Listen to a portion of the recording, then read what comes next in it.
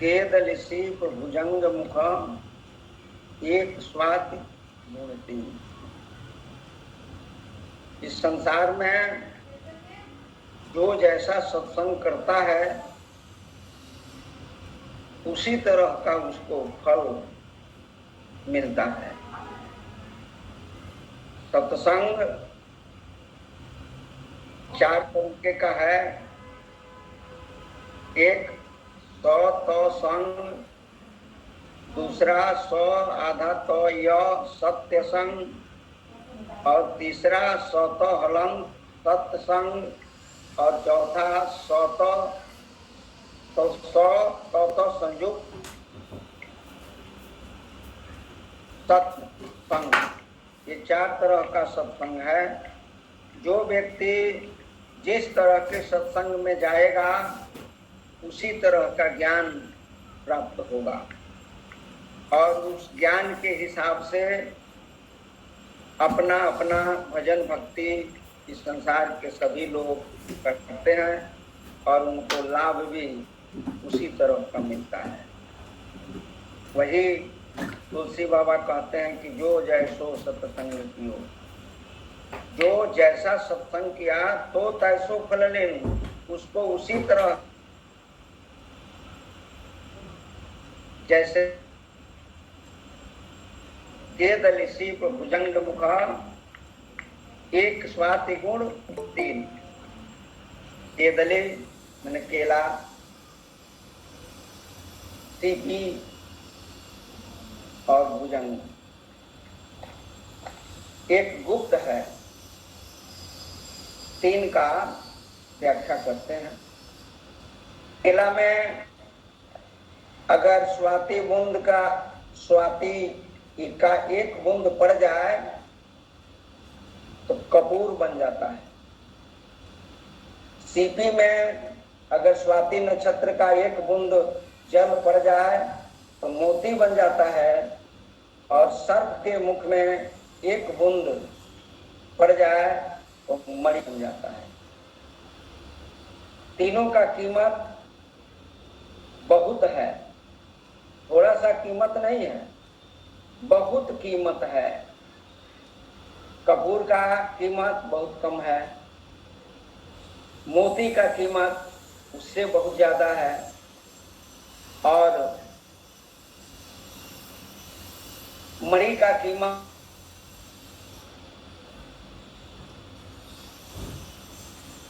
स्वाति नक्षत्र का जल एक समान होता है, लेकिन पात्र के हिसाब से जिस पात्र में पड़ता है फल उसी तरह का देता है।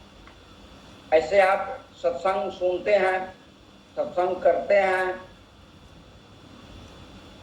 तो आपके भावना के अनुसार फल मिलता है। अगर आप लोकमति का सत्संग करते हैं तो लोकमति का फल में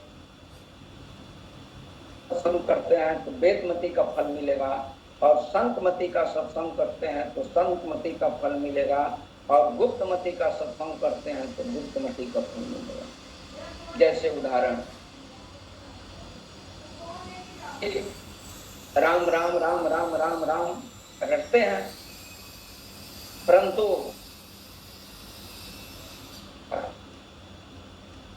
वेदमति के लोग भी राम राम राम राम कहते हैं,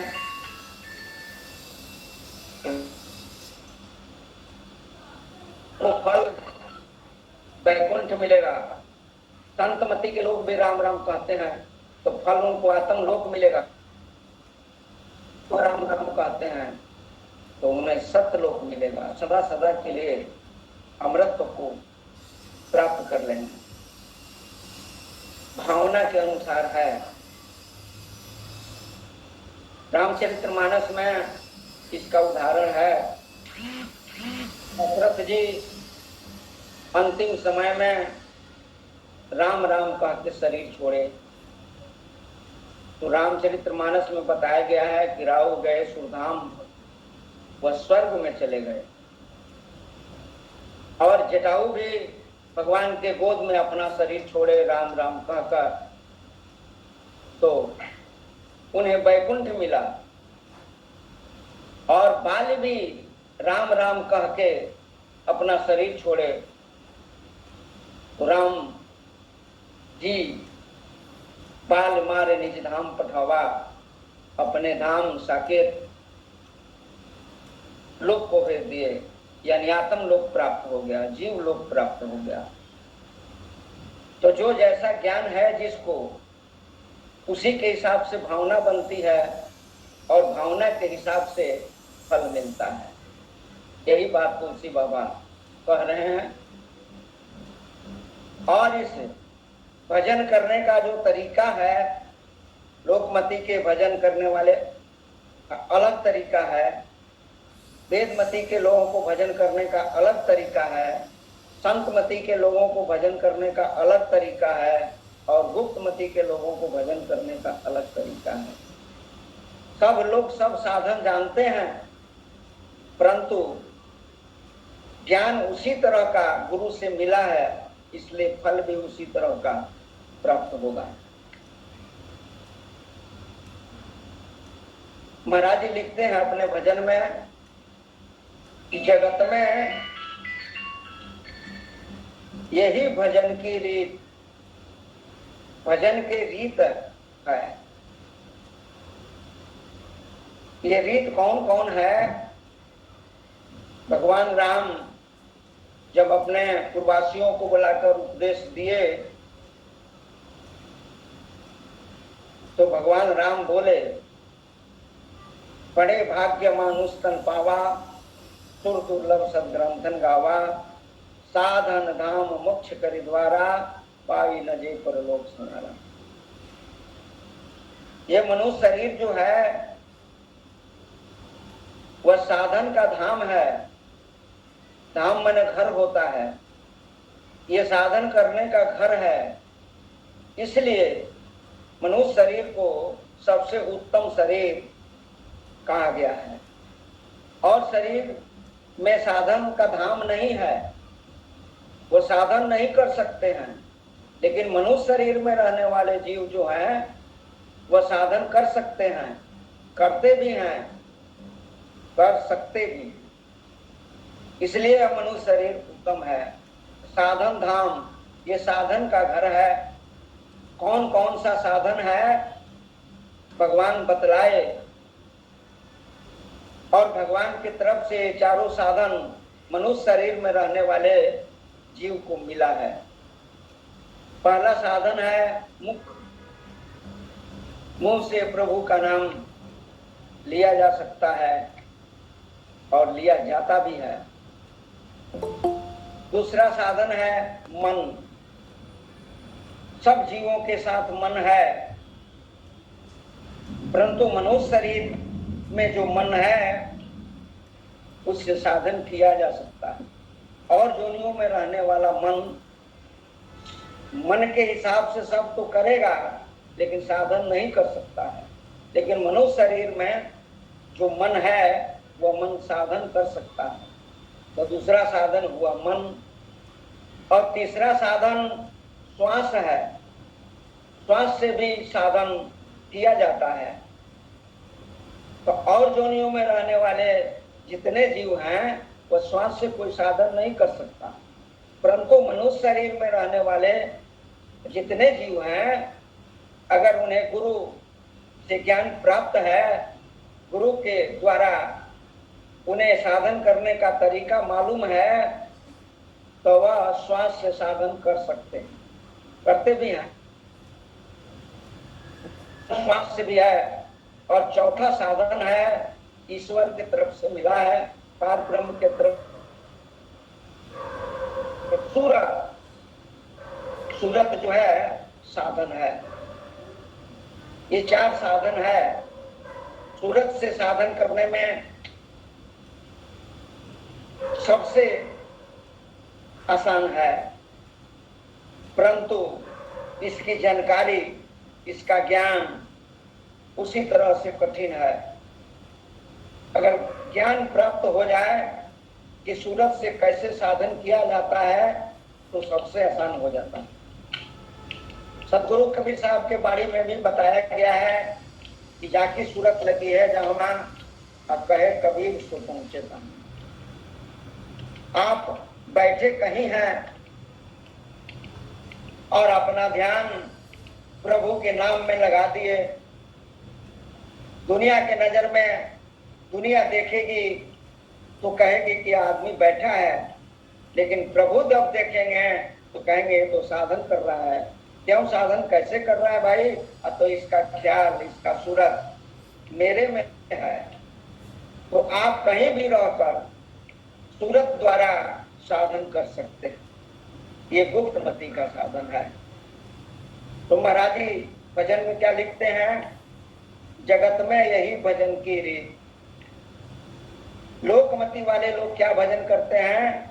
तो सीताराम जीव से जबले गाओ प्रभु के गीत। लोकमति में जो महात्मा हैं या गृहस्थ हैं, सब लोग मुख से जपते हैं सीताराम सीताराम सीताराम जय सीताराम।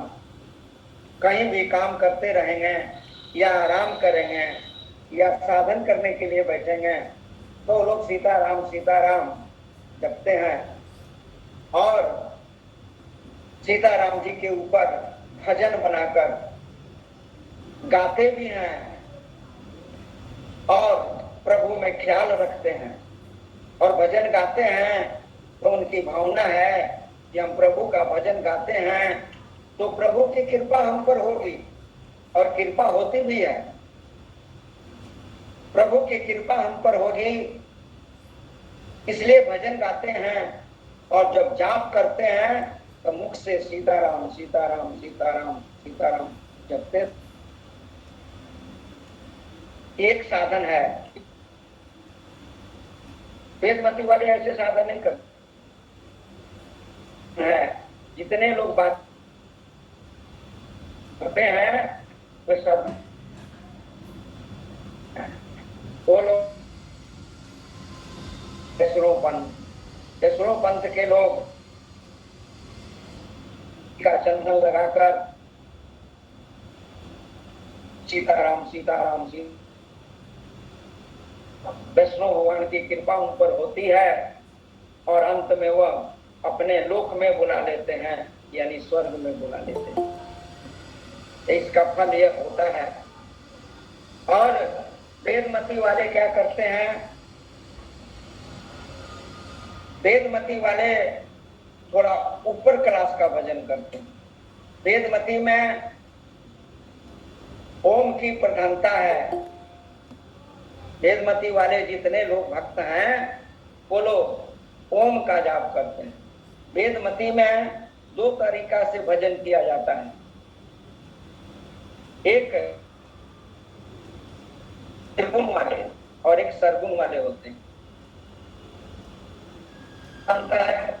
अब कोई सरगुण सकार ब्रह्म को मानता है तो निर्गुण निराकार ब्रह्म को मानने वाले लोग ओम का जाप करते हैं, और सरगुण सकार ब्रह्म का भजन करने वाले महावैष्णव यानी वो लोग भी सीताराम जपते हैं या लक्ष्मी नारायण जपते हैं या राधे कृष्ण जपते हैं। ये लोग जो हैं इसको जपते हैं। निर्गुण और सरगुण निराकार का भक्ति करें या सकार का भक्ति करें, फल दोनों का एक समान होता है।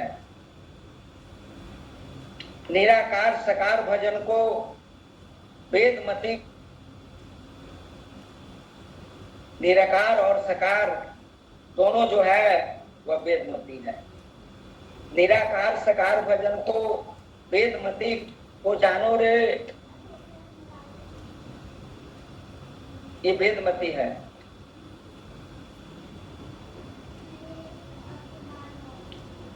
और सरगुण ब्रह्म का जाप करे सो वैकुंठे मानो रे, वो लोग वैकुंठ में जाते हैं। और निराकार को ईश्वर पूजे जोगी और सन्यासी जी सो वैकुंठ मुक्ति को पाकर गर्भवास में आते जी। तो उसमें से कुछ लोग निर्गुण निराकार ब्रह्म का जाप करते हैं और कुछ लोग सरगुण सकार ब्रह्म का जाप करते हैं। ओम को जाप करने वाले लोग मन से जाप करते हैं। आसन लगाकर बैठ जाएंगे और मन से ओम का जाप करेंगे। ओम का स्वरूप है ज्योति, और ज्योति का ध्यान करते हैं। तो ज्योति का ध्यान करने से उनके पास पावर आ जाता है, उनके पास शक्ति आ जाता है, बहुत शक्ति आ जाता है। योगी अगर खुश हो जाए तो वैकुंठ भेज सकते हैं। योगी प्रसन्नम तो वैकुंठ भेजत है। योगी अगर किसी व्यक्ति पर खुश हो जाए तो वह सीधे सदैव वैकुंठ भेज सकते हैं, इतना पावर उनके पास होता है। जैसे विश्वामित्र जी ने त्रिशंकु को भेज दिया। और सरगुण ब्रह्म के जो उपासक हैं, वह महावैष्णव भी, नारायण जी भी, मनु शतरूपा जब साधन करते हैं, भजन करते हैं, तो नारायण जी भी आते हैं।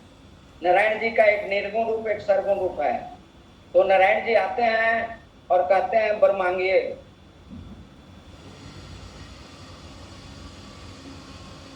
तो शतरूपा कहती है सरकार, आप ही का जैसा हमें पुत्र चाहिए। नारायण जी बोले, प्रभु बोले कि मेरे जैसा पुत्र तो मैं ही बनकर आऊंगा तो होगा। तो वो भी आकर अवतार लिए, साथ में उनके अंश लोग भी आए। तो यहां भी नाम उनका राम पड़ गया और आदिशक्ति सीता के रूप में आई।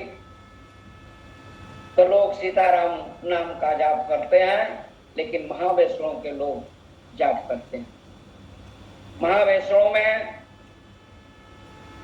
एक निर्गुण निराकार ब्रह्म को मानने वाले हैं, एक सरगुण साकार ब्रह्म को मानने वाले हैं, और एक सरगुण मानते हैं। सरगुण में भी एक सखी समाज के लोग हैं जो सीता जी का ही भजन करते हैं, सीता जी को ही विशेष रूप से मानते हैं, जपते हैं सीताराम, लेकिन उनका ख्याल विशेष रूप से सीता जी में रहती है। सीता जी को वो लोग बहन मानते हैं और भक्ति भी करते हैं। तो निराकार का भजन करें या साकार का भजन करें। निर्गुण निराकार का एक महामंत्र होता है जो ब्रह्मवेला में उठकर या एकांत में बैठकर योगी और सन्यासी लोग उस मंत्र का जाप करते हैं। और सरगुण साकार ब्रह्म में भी एक महामंत्र होता है जो सरगुण वाले भक्त हैं वो लोग जाप करते हैं ब्रह्मवेला में उठकर या एकांत में बैठकर। जिसको जैसे गुरु का आदेश मिला है उस आदेश के अनुसार वो लोग उसका भजन करते हैं और फल मिलता है उन्हें वैकुंठ। निर्गुण निराकार ब्रह्म के भक्ति करने वाले भी वैकुंठ में जाते, सरगुण साकार भक्त जो लोग हैं वो भी वैकुंठ में जाते। दोनों का फल एक ही मिलता है। तीसरा जो है संतमति है। संतमति परमेश्वर कहता निज स्वरूप गुण गाते हैं, सोहंग सोहंग जाप करे वह जीव को ब्रह्म बताते हैं। एक कल्प ले पास करे वह फिर माया धर लाती है, वैसे पहले आया था फिर वैसे जन्म कराती है। यह जीव जब आत्मलोक में था, अवस्था में था, मालिक ने इसे सूरत और शब्द दिया। मालिक इसे सूरत शब्द देकर बोले, ऐ जीवों मेरे नाम में सूरत करके मेरे लोक को चले आओ। जिसको सतगुरु कबीर साहब के बाणी में लिखा गया है कि साईं ने पिठायो एक नाम लेकर आना। एक नाम लेकर आना, एक नाम, दो नाम नहीं, एक नाम। एक नाम है सत्य नाम, एक नाम है पार ब्रह्म, एक नाम है राम, और एक नाम है लोक का नाम सत्यलोक।